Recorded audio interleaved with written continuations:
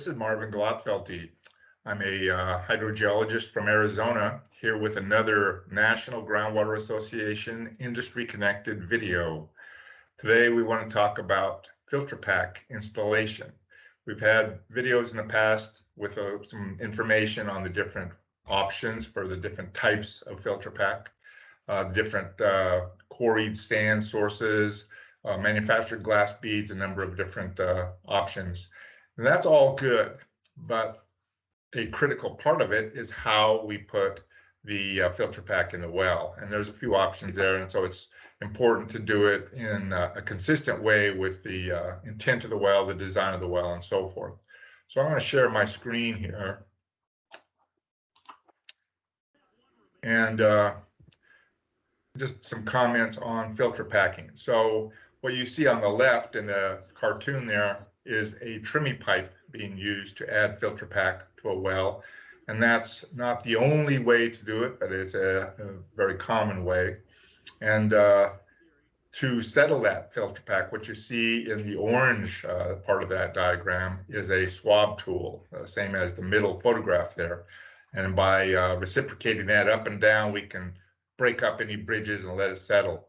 And so for larger wells, we might use a large hopper like you see on the right with super sacks, 3,000-pound super sacks of the filter pack sand.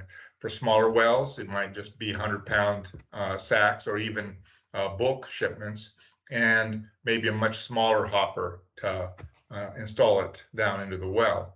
However it's done though, and there's no right and wrong to any of this, it should be consistent with the well, how the well is going to be constructed. But we want to get that filter pack in place without any voids or bridges, settled in place, and able to allow us then to go in and develop that well.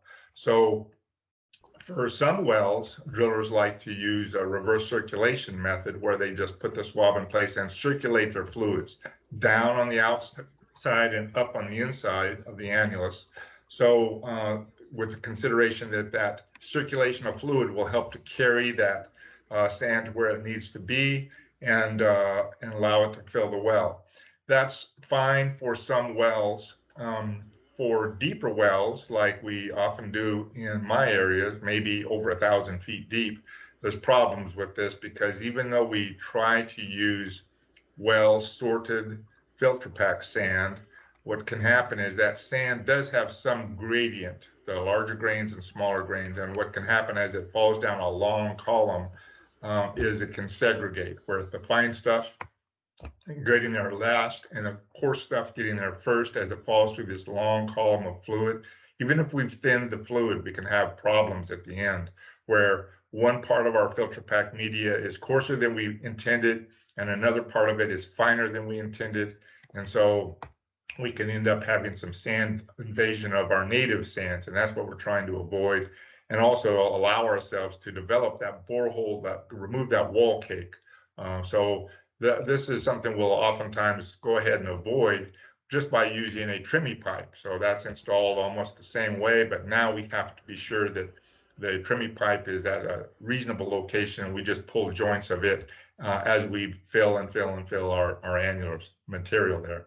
And the swabbing can be done periodically, of course, to break up bridges in either of these cases, after the filter pack's been in place. And we can, and also in either of these cases, we can be tagging our fill level so that we can keep good track of what we calculated the fill level to be versus what we measure it to be. And those are important things to document. So there's a number of different ways to do the installation of filter pack sand, but just being careful and diligent with it is really the key, and then documenting it. This is an example form of what our firm often does, and I think many firms have something similar. So when we fill the annulus, that's really where we're getting the as-built of the well prepared. We already have a pipe tally for our well casing. This one happens to have an annular sounding tube, and so we have a pipe tally for that. But we're showing where we fill the filter pack. We have a check mark there where each 3,000-pound super sack was installed. And so what the total volume is calculated. the calculated depth and the actual tagged fill depth, and we can see how they vary. And so we know right in real time whether we're concerned about a bridge or not. And then at the end of this, the field person can hand this in to someone that's making the report for this well, and we have a sketch of the as-built with actual measured depths of everything. So this is a good way to get the process done and well documented as we go without a lot of fuss and worry. So the things we document, of course, material types, who provided it, how much was actually installed as versus calculated, and then the final tagged depths. That is my discussion on filter pack installation. I hope you stay safe out there, and I will talk to you next time.